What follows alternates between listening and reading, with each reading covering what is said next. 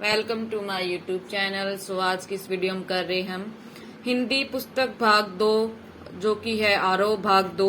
ठीक है, उसकी हम कर रहे हैं काव्य खंड कर रहे हैं। पहली काव्य है आत्म परिचय है, जो कि हरिवंश राय बच्चन द्वारा रचित है। तो पहली पंक्ति में कवि क्या कहते हैं बच्चन जी, मैं जग जीवन का भार लिए फिरता हूँ, फिर भी जीवन में प्यार लिए फिरता हूँ। कर दिया किसी ने जंकृत जिनको, मैं सांसों के दो तार लिए फिरता हूँ। ठीक है, पहले हम लिखेंगे प्रसंग, प्रसंग में लिखेंगे प्रस्तुत जो काव्य वंश है हमारी हिंदी की पाठ्य पुस्तक आरोह भाग 2 से संकलित है, जो कि आत्म परिचय नामक कविता से अविरित किया गया है, जिसके रचयिता हरिवंश राय बच्चन जी है। इसमें कवि ने आत्म परिचय का अंकन किया है। ठीक है, इसकी हम व्याख्या क्या लिखेंगे कि जो बच्चन जी है अपने जीवन का बोध कराते हुए कहते हैं कि इस संसारिक जीवन के भार को निरंतर वहन करता हुआ जीवन व्यापन कर रहा हूं मैं। ठीक है, कहते हैं कि इस संसार का भार जो है उसको निरंतर वहन करता हुआ व्यापन जीवन मैं कर रहा हूँ। मेरे जीवन पर इस जग का बहुत भार है। कवि कहते हैं बच्चन जी कि मेरे जीवन पर इस जग का बहुत भार है, लेकिन मैं इस भार को देखकर कभी दुखी नहीं होता, ना मैं इस भार से कभी विचलित नहीं होता। कभी कहते हैं कि मैं विचलित नहीं होता इस भार से, ना मैं कभी दुखी होता। फिर कहते हैं बच्चन जी, फिर भी मैं अपने जीवन में असीम प्यार लिए घूम रहा हूँ। इन सब के बावजूद भी मैं अपने जीवन में असीम प्यार लिए घूम रहा हूँ। अपने विगत जीवन का स्मरण करते, मतलब अपने साथ पूरे जीवन जितना उन्हें जी रहे हैं उनका स्मरण करते हुए कवि कहते हैं कि मेरे जीवन में किसी ने पदार्पण किया था, मतलब कोई आई थी जिन्होंने मेरे प्रेम भरे हाथों से मेरे हृदय रूपी वीणा को झंकृत कर दिया। कहते हैं कि कोई मेरे जीवन में आए, पदार्पण किया उन्होंने, प्रेम भरे हाथों से मेरे हृदय रूपी वीणा को झंकृत कर दिया था। आज मैं उनकी यादों के रूप में अपनी सांसों के दो तार लिए जी रहा हूँ। कवि कहते हैं कि आज सिर्फ उनकी याद ही रह गई है, उनकी यादों के रूप में अपनी सांसों के दो तार लिए जी रहा हूँ, ऐसा कवि कह रहे हैं। कवि का कहने का अभिप्राय, मतलब वो क्या कहना चाहते हैं कि यह कि एक प्रिय या कि एक प्रिय का मेरे जीवन में आगमन हुआ। कोई प्रिय थी जो उनके जीवन में आई, उनका आगमन हुआ, उसने मुझे प्यार से छुआ। उन्होंने जो कि आई थी उनके पास, उन्होंने उन्हें प्यार से छुआ बच्चन जी को, लेकिन उसका साथ नहीं रहा, मतलब कि अब वो नहीं है उनके जीवन में, बस यादें हैं जो कि वो अपने कोमल हाथों से झंकृत सांसों के दो तार लिए जी रहे हैं। बस यादों के रूप में उसके कोमल हाथों से झंकृत सांसों के दो तार लिए जीवन जी रहे हैं। जो आई थी उनके जीवन में, उन्होंने क्या कहा पहले कि मेरे हृदय रूपी वीणा को झंकृत कर दिया। मतलब जैसे कि हम गिटार बजाते हैं तो तार करते तो एकदम से लगाते तो झंकृत हो जाती, वैसे ही बच्चन जी के जीवन में कोई आई, उन्होंने उनके हृदय रूपी वीणा को छूकर झंकृत कर दिया। कवि इस पंक्ति में ऐसा कह रहे हैं। ठीक है, नेक्स्ट देखते हैं हम नेक्स्ट क्या कह रहे हैं कवि जी। बच्चन जी है उसमें क्या कहते हैं, मैं स्नेह सुरा का पान किया करता हूँ, मैं स्नेह सुरा का पान किया करता हूँ, मैं कभी न जग का ध्यान किया करता हूँ। जग पूछ रहा उनको जो जग की गाते, मैं अपने मन का गान किया करता हूँ। ठीक है, इसकी जो प्रसंग है वो सेम रहेगा। प्रस्तुत काव्य वंश हमारी हिंदी की पाठ्य पुस्तक आरोह भाग 2 में संकलित कवि हरिवंश राय बच्चन द्वारा रचित है। इसमें कविता ने आत्म परिचय का बोध कराया है। ठीक है, इसका जो प्रसंग है वो सभी में सेम रहेगा, बस जो कि इसमें बातें हैं वो अलग होगी। मान लो कि किसी प्रसंग में, अभी ऊपर वाले प्रसंग में उन्होंने आंकन किया था अपने जीवन का, तो वैसे सेम रहेगा। बाकी तो कवि क्या कहते हैं इस पंक्ति में, कवि का कथन यह है कि मेरे प्रेम रूपी मदिरा को पीने वाला हूँ। कहते हैं कि मैं हूँ प्रेम रूपी मदिरा को पीने वाला, मैं इसी प्रेम रूपी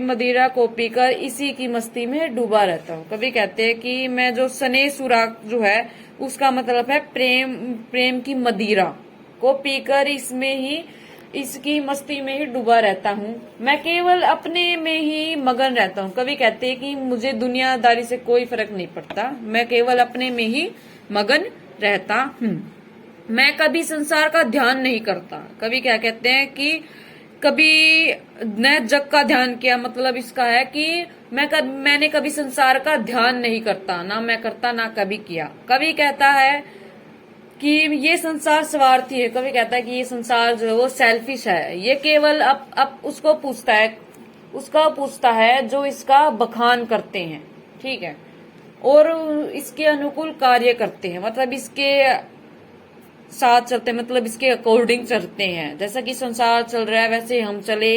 कवि बच्चन जी का कहना है कि मैं ऐसा कुछ नहीं करता, ये केवल उसको पूछता है जो इसका बखान करते हैं और इसके अनुकूल कार्य करते हैं। अपने प्रतिकूल कार्य करने वाले को यह संसार कभी नहीं पूछता, मतलब खुद की मर्जी से जो कार्य करते हैं उसको संसार कभी नहीं पूछता। कवि कहते हैं कि मैं तो अपनी मस्ती में डूबकर अपने मन का बखान करता हूँ। कवि कहते हैं मैं औरों की नहीं सुनता, ना मैं जग की सुनता, मैं सिर्फ अपनी मस्ती में डूबकर अपने मन का ही बखान करता हूँ। अपने मन की भावनाओं तथा संवेदनाओं का सुनता रहता हूँ, मतलब मेरी भावनात्मक और जो संदेश देते हैं मेरी भावनाएं और जो मुझे मिलते हैं, मैं सिर्फ उनको ही सुनता हूँ, बाकी मैं जग की नहीं सुनता। ठीक है। थर्ड पंक्ति में कवि क्या कह रहे हैं, हरिवंश राय बच्चन जी। मैं नीज उर के उद्गार लिए फिरता हूँ, मैं नीज उर के उपार लिए फिरता हूँ। ठीक है यह अपूर्ण संसार न मुझको भाता, मैं सपनों का संसार लिए फिरता हूँ। ठीक है, इसका प्रसंग क्या रहेगा कि प्रस्तुत अवतरण हमारी हृदय की पाठ्य पुस्तक आरोह भाग 2 से संकलित है। आत्म परिचय जो कि नामक कविता है से अवतरित है। इसके रचयिता हरिवंश राय बच्चन जी है। ठीक है, इस काव्यांश में कवि ने अपने हृदय उदागर व्यक्त किया है भाई। ठीक है, तो इसमें इस पंक्ति में कवि क्या कहते हैं, जो कि थर्ड पंक्ति हमारी, इसमें कवि कहते हैं, कवि का कहना है कि जो कवि बच्चन जी है अपने हृदय के भाव तथा उपहार लिए जीवन यापन कर रहा हूँ, मतलब ऐसा कहते हैं कि मैं अपने हृदय के भाव तथा उपहार लिए जीवन व्यापन कर रहा हूँ, जो उनके हृदय में है, दिल में है, बस उनकी यादों को याद करके मैं जीवन व्यापन कर रहा हूँ। कवि का कहने का अभिप्राय है कि मैंने अपने हृदय में, अपने दिल में अनेक भाव उपहार स्वरूप संजो रखे, मतलब अनेक यादें जो है वो उपहार के रूप में संजो कर रखी है। इन्हीं भावों तथा उपहारों के लिए विचरण कर रहा हूँ। कह रहे कि इन्हीं जो मेरे दिल में, हृदय में जो भाव है, उन जो उपहार है उनके रूप में उनका विचरण कर रहा हूँ। कवि कहता है कि प्रेम के भाव में यह संसार तो अपूर्ण है, मतलब किसी को कुछ नहीं पता, प्रेम के रूप में आधा है, अपूर्ण है ये संसार। इसकी अपूर्णता मेरे हृदय को अच्छी नहीं लगती। कह रहा है कि इसकी अपूर्णता मेरे हृदय को अच्छी नहीं लगती। मैं तो इस संसार की उपेक्षा करने अपने ही सपनों का संसार लेकर जी रहा हूँ। कह रहा है कि मैं इस संसार को कुछ नहीं मानता, मतलब कह रहे ना मैं इसकी कुछ सुनता, मैं तो सिर्फ अपने जो खुद का संसार बनाया उनके हृदय में जो भावनाएं हैं उनकी अपेक्षा करके अपने ही सपनों का संसार लेकर जी रहा हूँ। मैं तो अपने ही सब क्या कहते हैं उनको, अपने ही मतलब खुद के ही संसार में डूबा रहता हूँ, ऐसे कह रहा है, अपने संपूर्ण संसार में डूबा रहता हूँ। ठीक है, इस पंक्ति में कवि जी ये कह रहे हैं। नेक्स्ट पंक्ति करते हैं हम, जो कि फोर्थ है। उसमें कवि क्या कह रहे हैं, मैं जला हृदय में अग्नि दहा करता हूँ, सुख दुख दोनों में मगन रहा करता हूँ। जग भव सागर तरने को नाव बनाए, मैं भव मोजों पर मस्त बहा करता हूँ। प्रसंग रहेगा प्रस्तुत काव्यांश हमारी हिंदी की पाठ्य पुस्तक आरोह भाग 2 में संकलित कवि श्री हरिवंश बच्चन द्वारा रचित है, जो कि आत्म परिचय है नामक कविता से अवतरित किया गया है। कि इसमें कवि ने आत्म परिचय का चित्रण करते हुए सुख दुख की अवस्था में एक सम्मान रहने की प्रेरणा दी है। क्या दी है? एक सम्मान रहने की प्रेरणा दी है। तो कवि जी कहते हैं कि मैंने अपने हृदय में वियोग रूपी अग्नि को जला रखा है। क्या कह रहे हैं कवि जी कि मैंने अपने हृदय में एक वियोग रूपी अग्नि को जला रखा है, जिसमें मैं निरंतर जलता रहता हूँ। कह रहे कि जिसमें मैं निरंतर हर बार जलता रहता हूँ। मैं सुख और दुख दोनों अवस्थाओं में मगन रहता हूँ। कह रहे अगर सुख आए चाहे दुख आए, मैं दोनों में मगन रहता हूँ। मैं न तो सुख अपने अत्यधिक खुश होता हूँ, कह रहा है कि ना तो मैं तो सुख से अत्यधिक बहुत ज्यादा खुश होता हूँ, और ना मैं दुख से इतना अत्यधिक दुखी रहता हूँ। ठीक है, बल्कि दोनों भावों को अपने जीवन में एक समान ग्रहण करता हूँ। कह रहा है कि मैं दोनों भावों को अपने जीवन में एक समान ग्रहण करता हूँ। कवि संसार के संबोधन करते हुए कहते हैं कि जो ये संसार है, इस संसार रूपी सागर को पार करने के लिए भले ही नाव का भी निर्माण करे, पर मेरे संसार रूपी सागर को पार करने की कोई इच्छा नहीं है। कवि बच्चन जी कह रहे कि अगर इस संसार को पार करने के लिए अगर नाव का भी निर्माण कर ले तो मेरी संसार रूपी सागर को पार करने की कोई इच्छा नहीं है। कवि ऐसा कह रहे हैं, ठीक है।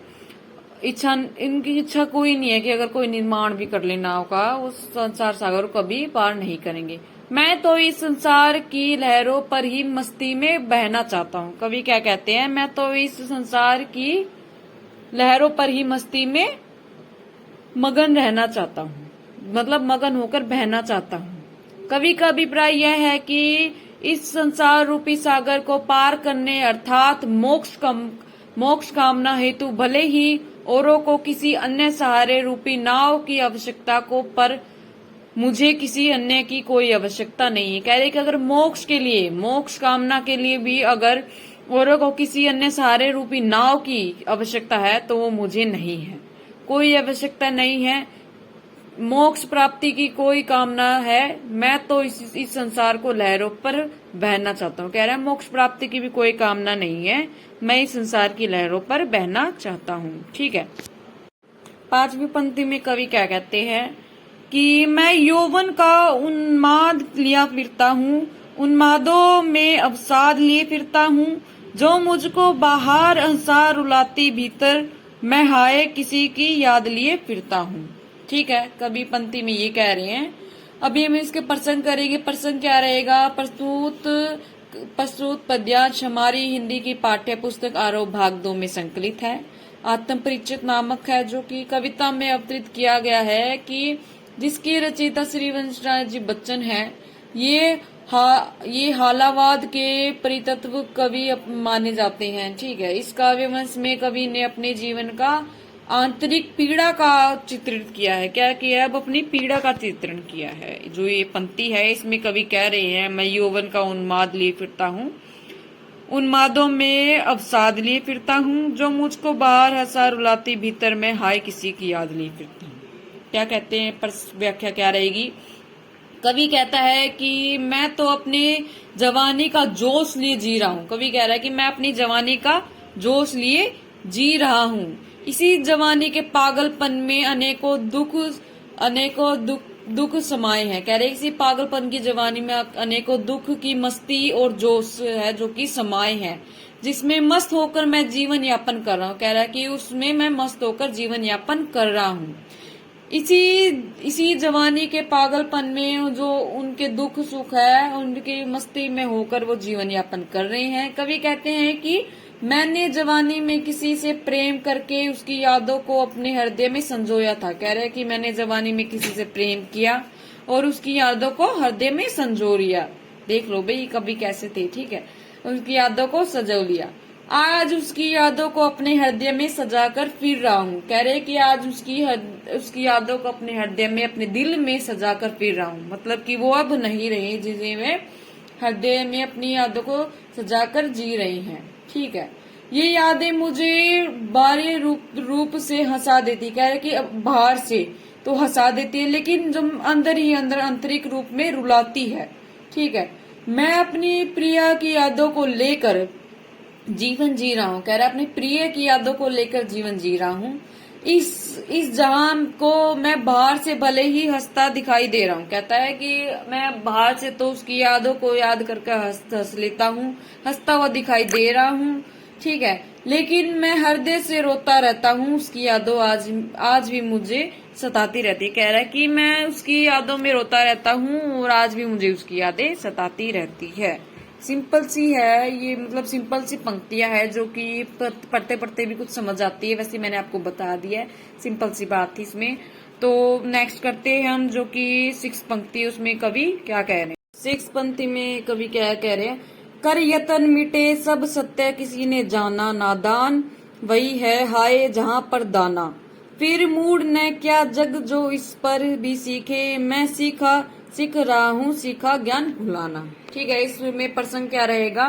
प्रस्तुत काव्यांश हमारी पाठ्य पुस्तक आरोह भाग 2 से संकलित है, जो कि हरिवंश राय बच्चन द्वारा रचित है। इसमें कवि ने शाश्वत सत्य का वर्णन किया है। ठीक है, व्याख्या क्या रहेगी? कवि का कथन है कि इस संसार में बड़े बड़े महापुरुषों ने अटल सत्य को जानने का प्रयास किया। कह रहे हैं कि इस संसार में जो कि बड़े बड़े महापुरुष हैं, उन्होंने अटल सत्य को जानने का प्रयास किया है। बहुत सारे जो सही बातें हैं, सही चीजें, उनको जानने का प्रयास किया है, लेकिन आज तक कोई भी सत्य को नहीं जान पाया। कह रहे कि आज तक कोई सत्य को जान नहीं पाया, कि खोज करते करते जो सब समाप्त हो गया, फिर भी उसे नहीं जान पाए। कह रहे हैं कि फिर भी उसे नहीं जान पाए, खोज करते करते सब समाप्त हो गया।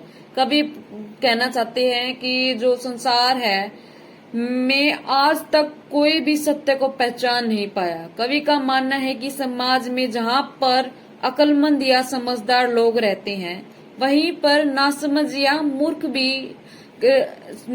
भी रहते हैं। संसार को संबोधन कर कवि कहता है, संसार के बारे में संबोधन करके कवि कहते हैं कि यह बात जो जानकर भी संसार मूर्ख है, जो इसके बावजूद भी सीखना नहीं चाहता। कह रहे कि ये जो बात है महापुरुष अटल वाली, इनके बाद भी कि असत सत्य को कोई जान नहीं सकता, उसके बावजूद भी कोई सीखना नहीं चाहता।